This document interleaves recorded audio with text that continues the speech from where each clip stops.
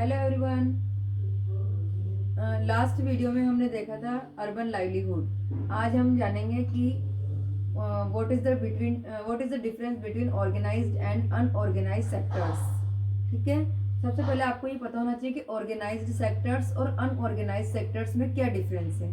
जो organised sectors होते हैं वो गवर्नमेंट के अंडर में काम करते हैं, और जो अनऑर्गेनाइज्ड सेक्टर्स है वो गवर्नमेंट के आउटसाइड में काम करते हैं, मतलब गवर्नमेंट का उस पर कोई प्रेशर या मतलब उनका कोई अधिकार नहीं होता है। दूसरा, जो लोग गवर्नमेंट के अंडर वाले ऑर्गेनाइज सेक्टर्स में काम करते हैं उनका एक फिक्स वर्किंग आवर्स होते हैं, लेकिन इधर कोई फिक्स वर्किंग आवर्स नहीं है।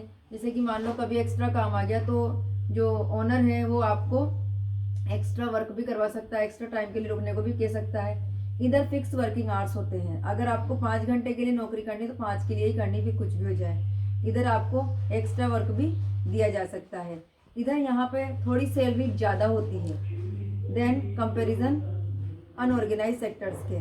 यहाँ बहुत ज़्यादा लो पेड होता है और इधर ज़्यादा सैलरी दी जाती है।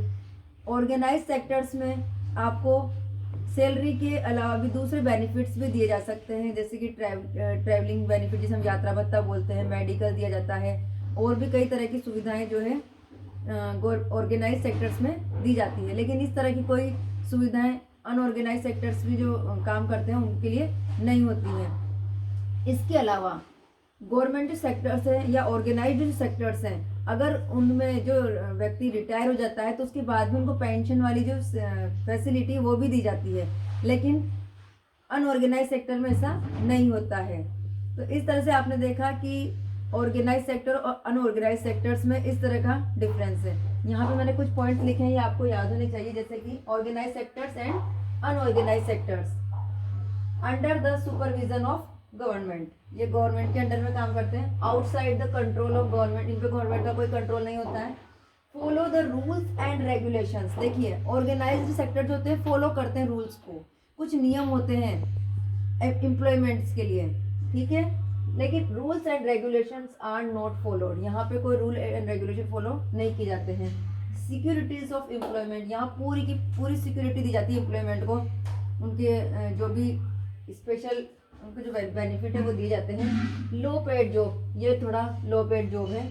फिक्स्ड वर्किंग आवर्स, इसमें फिक्स्ड वर्किंग आवर्स होते हैं, पहले बता चुकी हूँ मैं आपको। यहाँ वर्किंग आवर्स नॉट फिक्स्ड।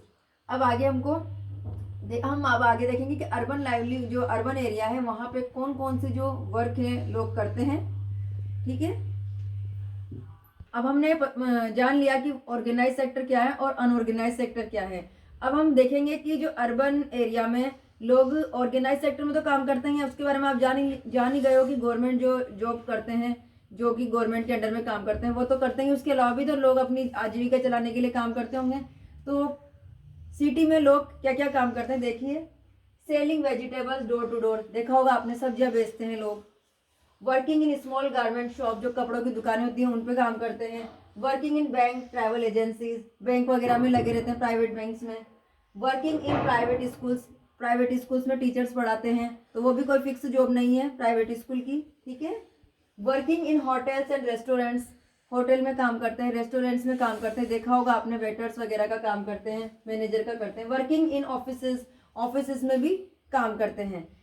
ये आपको समझ में आ गया होगा कि ऑर्गेनाइज्ड और अनऑर्गेनाइज्ड सेक्टर्स, ये आपका कंप्लीट है। इसके बाद हम पढ़ेंगे व्हाट इज माइग्रेशन, कि लोग जो है, माइग्रेशन का मतलब होता है एक स्थान से दूसरे स्थान पर जाना, तो क्यों लोग गाँव से शहरों की तरफ जाते हैं, ये हम अगले वीडियो में डिस्कस करेंगे। That's all, thanks for watching.